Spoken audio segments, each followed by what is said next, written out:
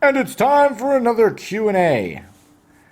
Well, I'm going to start off with an email question that it's relevant because the Ronda Rousey Holly Holmes fight was yesterday, and the question is, Jack, what did you think about the fight?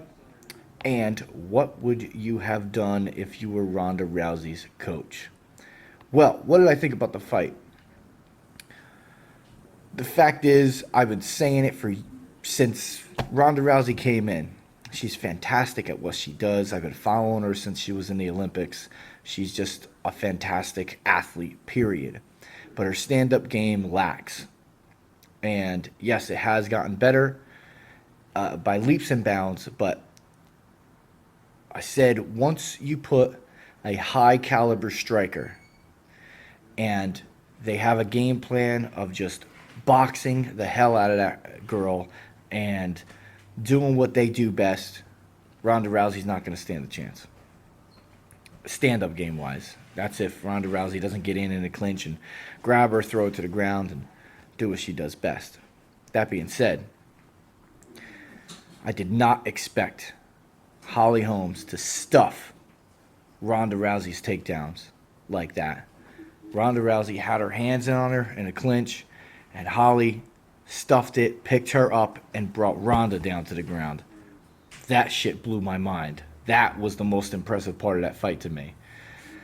The part of the fight that blew my mind the opposite way was why the hell was Ronda Rousey running at her with what looked like her mouth open, chin up, and arms out like that, like, hey, come hug me and punch me in the face while you're at it.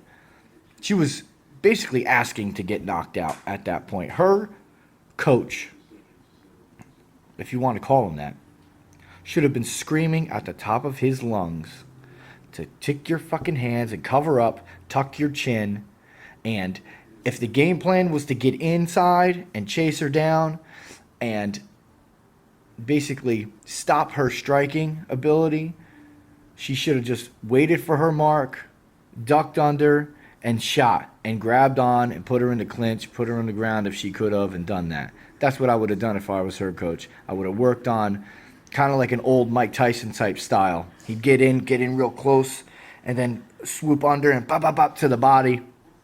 And, if Mike Tyson had to do a ground game, that would have been perfect example. But then again, I'm not a MMA coach, but that's what I would have done.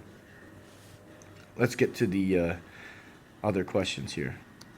Okay, Dave Calkins. I think I said the last name right. He said, in your opinion, what is the single most important training aspect older lifters can implement to continue progressing and making gains in strength?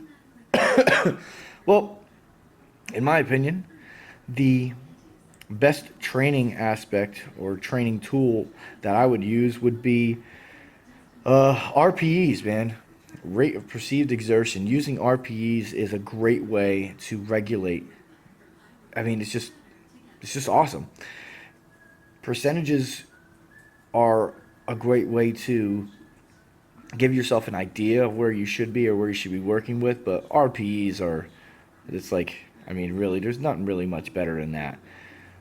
This is going to give you the rest that you need. If you're feeling beat up by looking at the RPEs, if you're supposed to be working at 8 RPEs at an 8, and the weight that you usually use at an 8 is like 405, and 315 is feeling like it's at an 8, you should probably back off that day. Another training aspect would be maybe back your training days off. If you're squatting 4 times a week, make it twice. Rest and recovery is probably the number one thing for older athletes. I mean, for every athlete, but older athletes especially.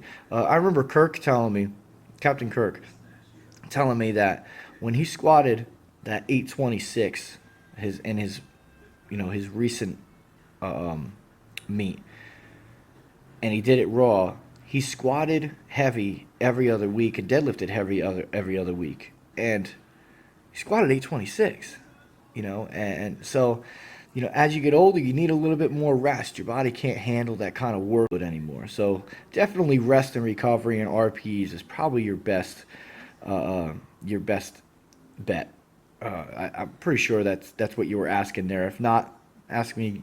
Put it more detailed, and I'll answer that. Jeremy, Big J, Jeremy Fisher, battling elbow pain during bench and pressing at the base of the forearm.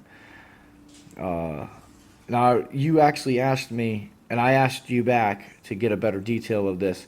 I asked if you were squatting before you were pressing, and you said yeah. If you're benching immediately after squat, depending on how much you're squatting and where your hands are placed, there's a lot of pressure on the forearm and that elbow joint. You may want to switch your bench day to another day to give you extra rest, or your hands may be too close on your squat. When you're set up, you're probably putting a ton of pressure on your forearm and torquing everything up. You can try putting your hands out more. If you're a low bar squatter, which I don't think you are, I think you're pretty high on your back there, so that shouldn't necessarily be an issue. You can try thumb behind the bar instead of around it, which is still legal as long as your thumb is on the bar. That helps a little bit for some people. I like to still wrap my hand in there. I actually like to hold the bar in here. That'll help. If it's still hurting after a couple weeks, this is all granted that you went to the doctor and nothing's wrong. You're just in pain. It's definitely from, just the pressure of that bar on your back from squatting. It's most likely that. You can wear elbow sleeves during warm-ups and your workout because, let's face it, it's training. And, it's hard to train when you're in pain. And, obviously you can't use them at a meet on your elbows, but, you're only lifting 3 times at a meet in squat and bench and deadlift. So chances of it bothering you, especially with a deload week before, it's very low. You can also do, what I found that helps is deep tissue massage. If you don't have any kind of specialty tools, what works really good, believe it or not, is a rolling pin, a good old-fashioned rolling pin. Just have somebody roll out your forearms. You can use a lacrosse ball in this section, if you can see that, right where, let me see if I can prop this up. Right, ignore my stupid face there. Okay, that's not going to work. Let's try it over here. Okay, right here. Get the lacrosse ball in there. See where that muscle is? That muscle's moving there. Right there. Get all in there on the top part of your forearm. This part is really going to just kind of get tough, especially if you're doing curls and stuff like that. But right here, right on the inside of your elbow, that's where it's going to just get overstretched and screwed up when you're squatting real heavy, especially if you're torqued back like that. So release that muscle and massage it out, get all the trigger points out of there. And another great way to stop that stretch from happening is really, you have to stretch your lats. You have to stretch your pecs. If your pecs and your lats are unbelievably tight and you don't have good external rotation, everything's just going to want to whip forward. And when you got 500, 600, 700 pounds on your back, all that pressure is going to it's going to want to snap something. So you're constantly going to be inflamed. So mobility in your lats, your pecs, your forearms, do some forearm stretches, really get your hands and wrists back. That's really going to help big time.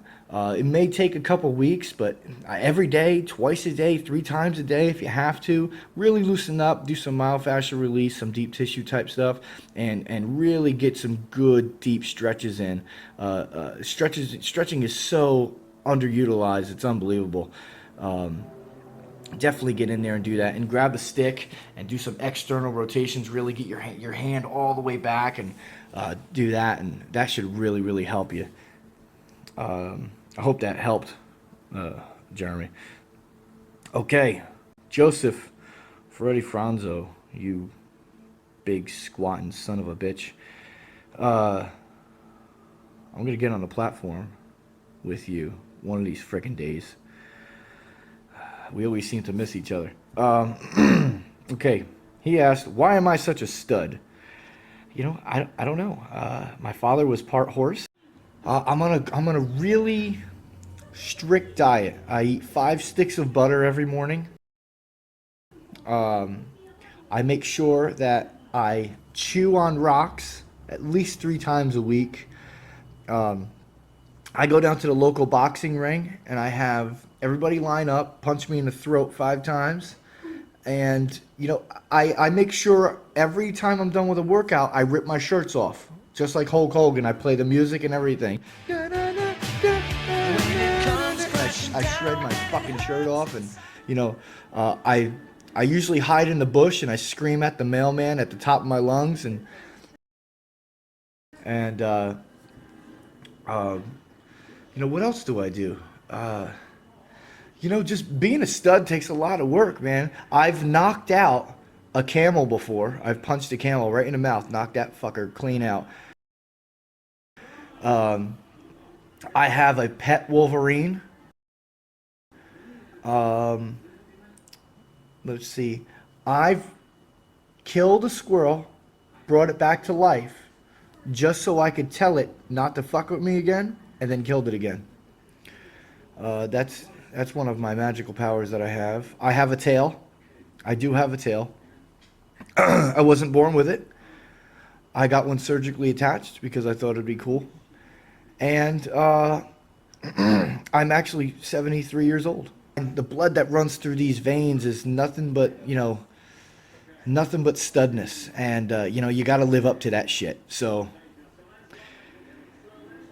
next time we meet, no handshakes, man. We just got to fucking headbutt. And, if you want to be close to this studness, we got to headbutt till one of us either passes out or dies. So hope that answers your question. I'll see you guys later.